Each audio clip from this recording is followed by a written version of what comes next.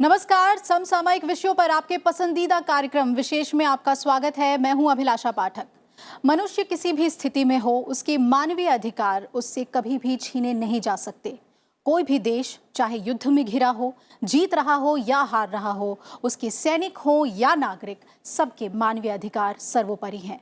हालांकि इन बातों पर चर्चा पूरी दुनिया में 19वीं सदी से ही चल रही थी, लेकिन दूसरे विश्व युद्ध के बाद ना सिर्फ इसे बेहद जरूरी माना गया, बल्कि 1949 में जिनेवा कन्वेंशन में युद्ध के दौरान हर देश की जवाबदेही भी तय की गई। इस कन्वेंशन में हर युद्ध बंदियों और युद्ध में शामिल लोगों के मानवीय अधिकारों की रक्षा की बात पुरजोर तरीके से की गई। आज जब भारत और पाकिस्तान के रिश्ते तल्खी के दौर से गुजर रहे हैं और सीमा पर तनाव की स्थिति है, ऐसे में जिनेवा कन्वेंशन की चर्चा लाजमी है। भारत हमेशा एक शांति प्रिय देश होने के नाते मानवीय मूल्यों को बनाए रखने वाला देश रहा है। जिनेवा कन्वेंशन के तहत पूरी तरह से प्रतिबद्धता दिखाते हुए भारत हमेशा से युद्ध बंदियों को किसी भी तरह से डराने, धमकाने या उनके साथ हिंसा नहीं करने का पक्षधर रहा है, जबकि इसके उलट पाकिस्तान हमेशा से जिनेवा कन्वेंशन की शर्तों को मानने से आनाकानी करता रहा है। इस बीच भारत की बड़ी कूटनीतिक जीत हुई है। आखिरकार पाकिस्तान को हिरासत में लिए भारतीय वायुसेना के पायलट को भारत में छोड़ने का ऐलान करना पड़ा है। तो आज विशेष में बात करेंगे क्या है जिनेवा कन्वेंशन, ये कब हुआ, साथ ही जिनेवा कन्वेंशन में युद्ध और युद्ध बंदियों को लेकर क्या है प्रावधान। तो आइए शुरू करते हैं आज का विशेष।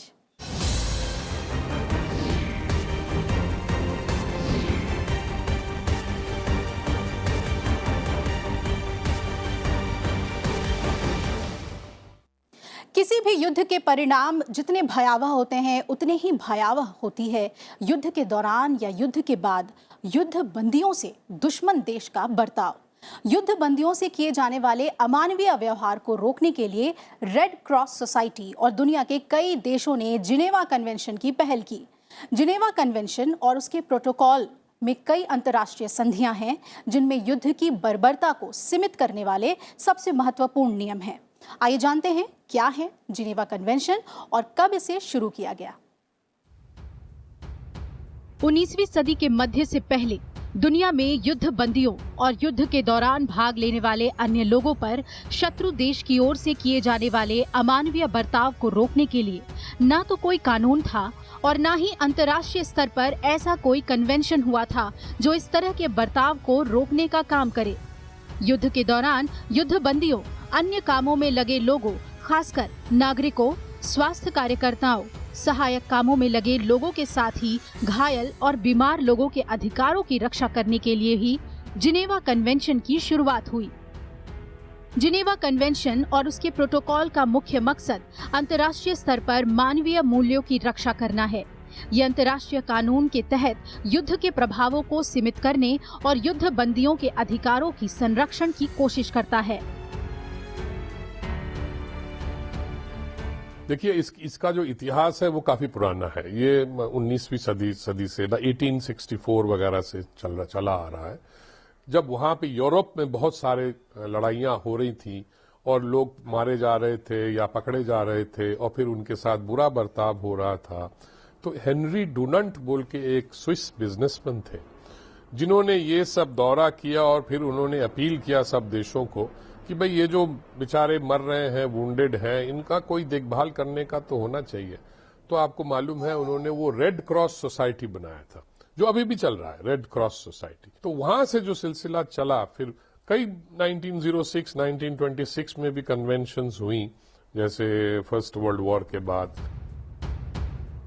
जिनेवा कन्वेंशन में 4 संधियां और 3 अतिरिक्त प्रोटोकॉल यानी मसौदे को मंजूरी दिया गया है, जो युद्ध बंदियों को कुछ अधिकार प्रदान करता है। इसका मकसद युद्ध के दौरान मानवीय मूल्यों को बनाए रखना है। मानवता को बरकरार रखने के लिए पहले जिनेवा संधि 1864 में हुई। पहला जिनेवा कन्वेंशन में युद्ध के दौरान घायल और बीमार सैनिकों को सुरक्षा प्रदान करने की बात कही गई। इसके अलावा चिकित्सा कर्मियों, धार्मिक लोगों और चिकित्सा परिवहन की सुरक्षा की बात भी की गई। दूसरा जिनेवा कन्वेंशन साल 1906 में हुआ। इस कन्वेंशन में विशेषकर समुद्री युद्ध और उससे जुड़े प्रावधानों को शामिल किया गया। इसमें युद्ध के दौरान समुद्र में घायल, बीमार और जलपोत वाले सैन्य कर्मियों की रक्षा और अधिकारों की बात की गई। 1929 में हुआ तीसरा जिनेवा कन्वेंशन युद्ध के कैदियों यानी युद्ध बंदियों पर लागू होता है। इस कन्वेंशन में कैद की स्थितियों और स्थानों को अधिक सटीक रूप से परिभाषित किया गया। विशेष रूप से युद्ध में कैदियों के श्रम, उनके वित्तीय संसाधनों, उन्हें मिलने वाली राहत और उनके खिलाफ न्यायिक कार्यवाही के संबंध में।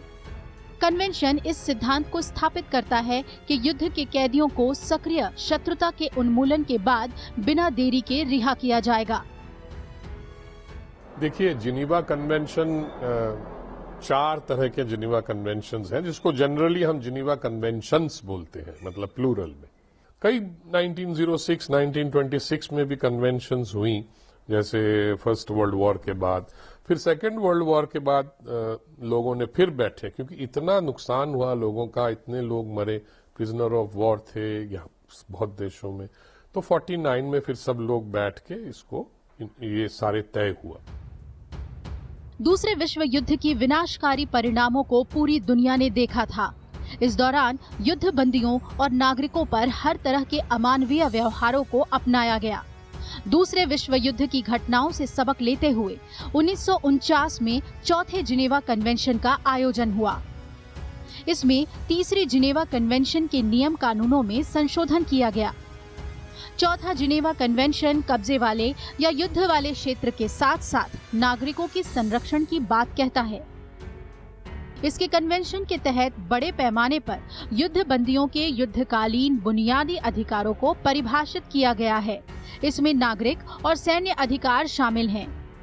इसके मुताबिक युद्ध क्षेत्र में और आसपास के क्षेत्र में नागरिकों और घायलों की सुरक्षा स्थापित किए जाने की भी व्यवस्था की गई है। इसका मूल ये है कि युद्ध होता है, हमारे मतलब मानव सभ्यता में युद्ध होता रहता है, मतलब हमारी ये हिस्ट्री है। पर युद्ध का ये मतलब नहीं है कि अगर जो प्रिजनर ऑफ वॉर है, जो यूनिफॉर्म में अपने देश के लिए लड़ रहा है, उसके साथ बुरा बर्ताव हो। ठीक है, वो बैटलफील्ड में या कहीं मर सकता है, पर जब पकड़ा जाता है उसको आप मानवीय तरीके से आप उसके तरफ बर्ताव करें। या सिविलियंस जो है उनका भी ये सब रूल्स है, जो वुंडेड है उसको ट्रीटमेंट करना, उसका देखभाल करना, ये सारी जो रूल्स ऑफ वॉरफेयर कहते हैं हम, रूल्स ऑफ वॉर, तो ये सब लागू है सभी देशों में जिन्होंने ये जिनेवा कन्वेंशन पे हस्ताक्षर किए। 1949 में हुए जिनेवा कन्वेंशन 21 अक्टूबर 1950 को लागू हुआ। समय के साथ साथ इसके सदस्य देशों की संख्या भी बढ़ती गई। 1950 के दशक में जहां 74 देशों ने इस कन्वेंशन को मान्यता दी, वहीं 1960 के दशक के दौरान 48 देश, 1970 के दशक के दौरान 20 देश, जबकि 1980 के दशक में 20 और देशों ने इस जिनेवा कन्वेंशन को मान्यता दी। 1990 के दशक में 26 देशों ने, जबकि साल 2000 के बाद 7 नए देशों ने इस कन्वेंशन को अपनाया। फिलहाल 194 देश इस कन्वेंशन के दायरे में हैं। कुल मिलाकर जिनेवा कन्वेंशन युद्ध की बर्बरता से दुनिया को बचाने की एक कोशिश है। साथ ही हर परिस्थिति में मानवीय मूल्य बरकरार रहे, इस दिशा में भी ये बेहद महत्वपूर्ण है। Bureau report, Rajya Sabha TV.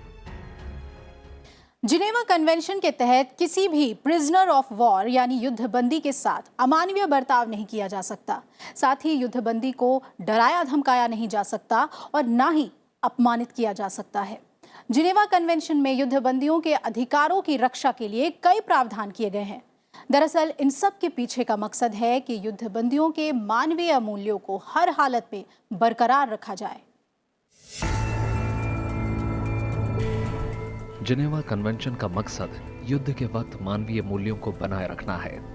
अगर लड़ाई में कोई जवान या अधिकारी शत्रु देश की सीमा में दाखिल हो जाता है तो गिरफ्तारी की सूरत में उसे युद्धबंदी माना जाता है। किसी देश का सैनिक जैसे ही पकड़ा जाता है उस पर यह जिनेवा कन्वेंशन लागू हो जाता है, चाहे वो सैनिक महिला हो या पुरुष। किसी देश का सैनिक जैसे ही पकड़ा जाता है वो इस कन्वेंशन के तहत आ जाता है। जिनेवा कन्वेंशन में युद्ध के दौरान गिरफ्तार सैनिकों और घायल लोगों के साथ कैसा बर्ताव करना है, इसको लेकर दिशा निर्देश दिए गए हैं। प्रिजनर ऑफ वॉर यानी युद्ध बंदियों के क्या अधिकार हैं, इसे जिनेवा कन्वेंशन में बताया गया है। इसके साथ ही कन्वेंशन में युद्ध के क्षेत्र में घायलों की उचित देखरेख और आम लोगों की सुरक्षा में बात कही गई है। जिनेवा कन्वेंशन के जरिए व्यापक तौर पर युद्ध बंदियों और युद्धकालीन बुनियादी अधिकारियों को परिभाषित किया गया है। इसमें नागरिक और सैन्य अधिकार दोनों शामिल हैं। प्रिजनर ऑफ वॉर यानी युद्ध बंदियों के साथ किस तरह का व्यवहार होना चाहिए, इसके बारे में 1949 का जिनेवा कन्वेंशन साफ साफ कहता है कि ये सभी मामलों में लागू होता है, चाहे घोषित युद्ध का मामला हो या नहीं। ये युद्ध में जो लोग मारे गए या वुंडेड हैं, सिख हैं और दुश्मन के हाथ या किसी साइड के हाथ में वो लग गए हैं, तो उनको तो प्रिजनर ऑफ वॉर डिक्लेयर करते हैं। वो बड़ा लीगल टर्म हो जाता है जिनेवा कन्वेंशन। एक बार वो प्रिजनर ऑफ वॉर बन जाता है, उनको पकड़ा जाता है और उनको फिर उसके लिए कानून है, आप उससे कैसे बर्ताव करेंगे। ऐसा नहीं कि आप उसको खाना खाने नहीं देंगे या उसको अगर उसके हाथ टूट गया है या गोली लगी है उसका ट्रीटमेंट नहीं करेंगे। ये सारी चीजें उसमें लिखी हैं। आप उसको मानवीय दृष्टिकोण से, वो तो कॉम्बटेंट तो अब रहा नहीं, वो तो मतलब प्रिजनर ऑफ वॉर हो गया, इसलिए उस तरह की बातें उसमें। प्रिजनर ऑफ वॉर यानी युद्ध बंदियों के अधिकारों और मानवीय मूल्यों की रक्षा के लिए जिनेवा कन्वेंशन में कुछ नियम बनाए गए हैं। युद्ध बंदियों के साथ बर्बरतापूर्ण व्यवहार नहीं होना चाहिए। युद्ध बंदी के साथ अमानवीय बर्ताव नहीं किया जाएगा। उसे किसी भी तरह से प्रताड़ित या फिर शोषित नहीं किया जाएगा। उनके साथ किसी भी तरह का भेदभाव नहीं होना चाहिए। साथ ही सैनिकों को कानूनी सुविधा भी मुहैया करानी होगी। जिनेवा कन्वेंशन के तहत युद्ध बंदियों को डराया धमकाया नहीं जा सकता, उन्हें अपमानित भी नहीं किया जा सकता। युद्ध बंदियों से सिर्फ उनके नाम, सैन्य पद और नंबर के बारे में पूछा जा सकता है। युद्ध बंदी की जाति, धर्म और जन्म जैसी बातों के बारे में नहीं पूछा जा सकता। इसके पीछे का मकसद है कि वो युद्ध बंदी किसी खतरे की चपेट में न आए।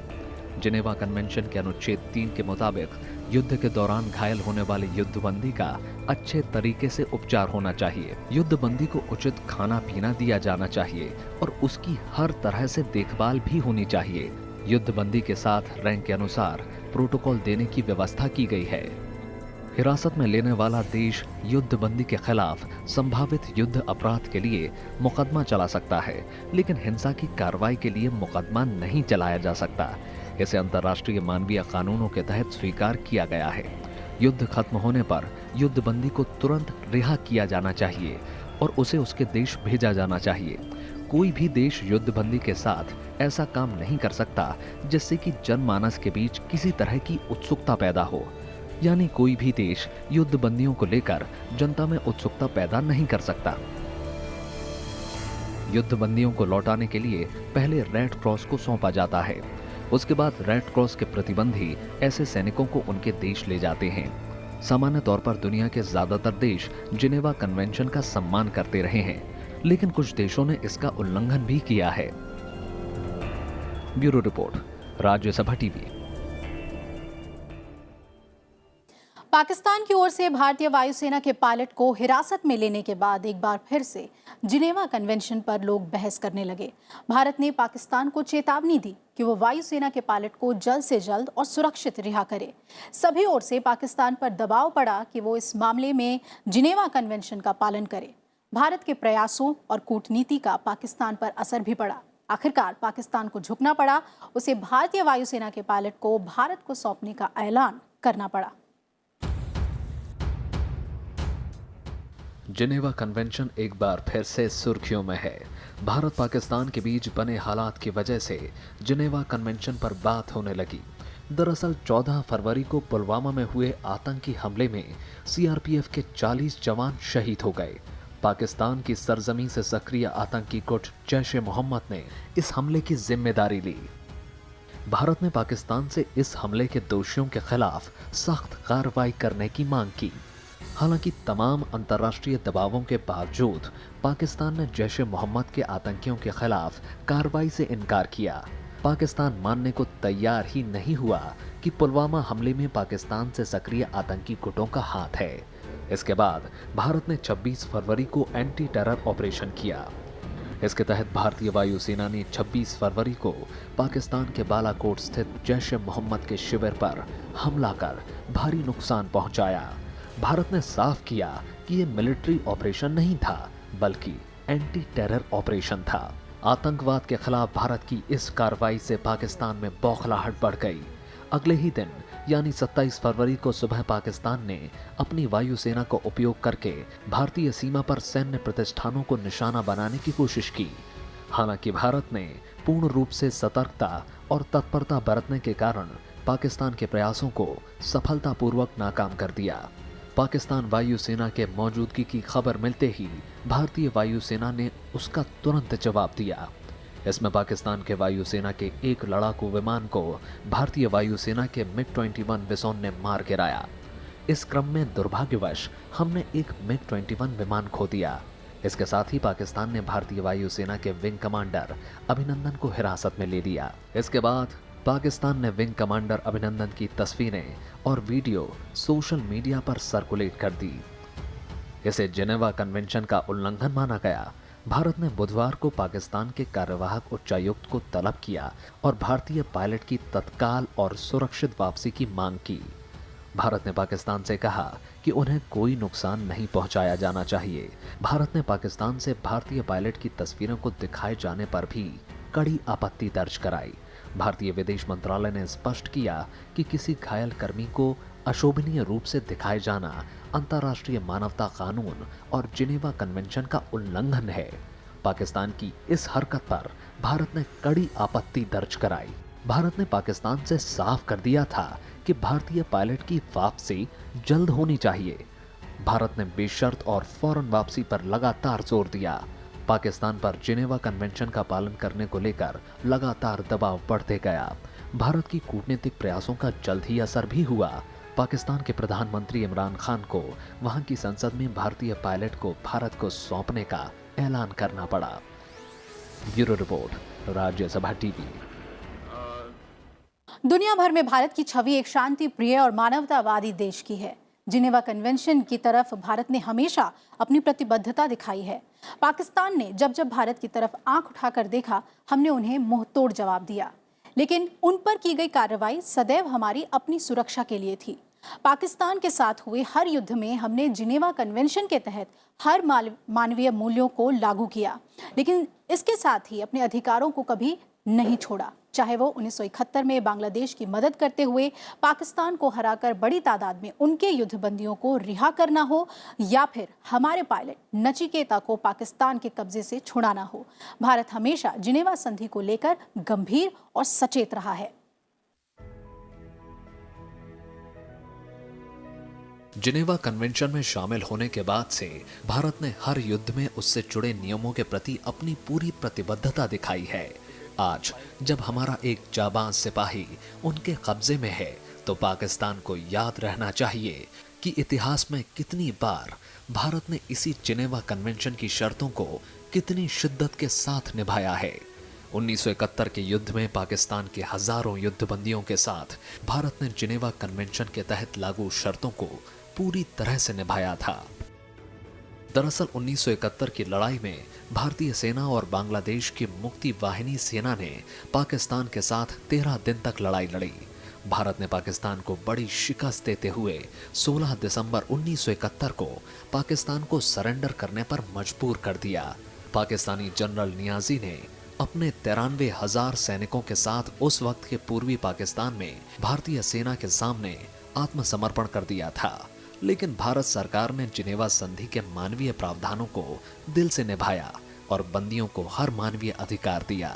पाकिस्तानी सैनिक ऑल इंडिया रेडियो पर अपना परिचय देते हुए अपने परिजनों के नाम सकुशल होने का संदेश प्रसारित करते रहे। भारत ने उस समय पाकिस्तानी कैदियों को वो सारी सुविधाएं मुहैया कराई जिनकी बात जिनेवा कन्वेंशन में की गई है। 71 में जब लड़ाई हुई थी, बांग्लादेश बना था, तो हमारे पास 93,000 पाकिस्तानी प्रिजनर ऑफ वॉर थे। हमने उनको यहाँ रखा, उनका देखभाल किया और फिर बाइज्जत उनको वापस भी किया। शिमला एकॉर्ड हुआ उसके बाद 72 के बाद। तो भारत तो प्रतिबद्ध है। भारत तो एक मतलब बहुत ही इस तरह की जो इंटरनेशनल ट्रीटीज हैं उसके सबके ही मेंबर हैं, भारत हस्ताक्षर कर रखे हैं। और भारत हमेशा अंतर्राष्ट्रीय लेवल पर अपना ये मतलब विचार रखता चला आया है कि हम लोग प्रतिबद्ध हैं इसमें, जितने भी ऐसे ट्रीटीज जो हमने साइन कर रखे। अगर बात करें पाकिस्तान की, तो उसने हमेशा से जिनेवा संधि की शर्तों को मानने में आनाकानी की है। विंग कमांडर अभिनंदन से पहले कारगिल युद्ध के दौरान 1999 में भारतीय वायुसेना के ऑपरेशन सफेद सागर में शामिल फ्लाइट लेफ्टिनेंट नचिकेता 27 मई 1999 को MiG-27 उड़ा रहे थे। दुश्मन पर हमले के दौरान विमान के इंजन में खराबी आ गई और आग लग गई। ऐसे में उन्हें पैराशूट की सहायता से विमान छोड़कर उतरना पड़ा। इस दौरान विमान क्रैश हो गया और वे पाकिस्तान की सरहद स्कर्दू क्षेत्र में सुरक्षित उतरे। इसके बाद पाकिस्तानी सेना ने उन्हें हिरासत में ले लिया। इस दौरान भारत ने पाकिस्तान को जिनेवा कन्वेंशन की याद दिलाते हुए अपने पायलट को वापस करने को कहा, तो पाकिस्तान ने आनाकानी की।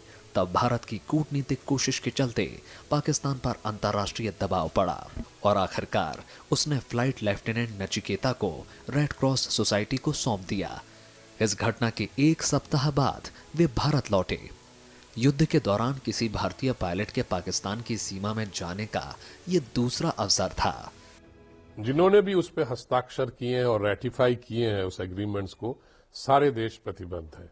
ये सबसे बहुत ही मतलब महत्वपूर्ण कन्वेंशन है दुनिया के लिए और 1949 में ये सब फाइनलाइज हुआ था। तो ये सबसे बड़ा कन्वेंशन है जो आर्म्ड कॉन्फ्लिक्ट और वॉर में किस तरह का बर्ताव होना चाहिए सोल्जर्स, सिविलियंस वगैरह वगैरह सबकी तरफ, या प्रिजनर्स ऑफ वॉर, और फिर जो बाकी लोग जो हैं जो उसमें वॉर में जो फंस जाते हैं उनको कैसे ट्रीटमेंट दिया जाए, उनको उसके साथ क्या बर्ताव किया जाए। अभिनंदन के मामले में भी पाकिस्तान जिनेवा कन्वेंशन की अवहेलना नहीं कर सकता था, इसलिए उसने कल ही हमारे सैनिक को रिहा करने का ऐलान कर दिया है। Bureau report, Rajya Sabha TV.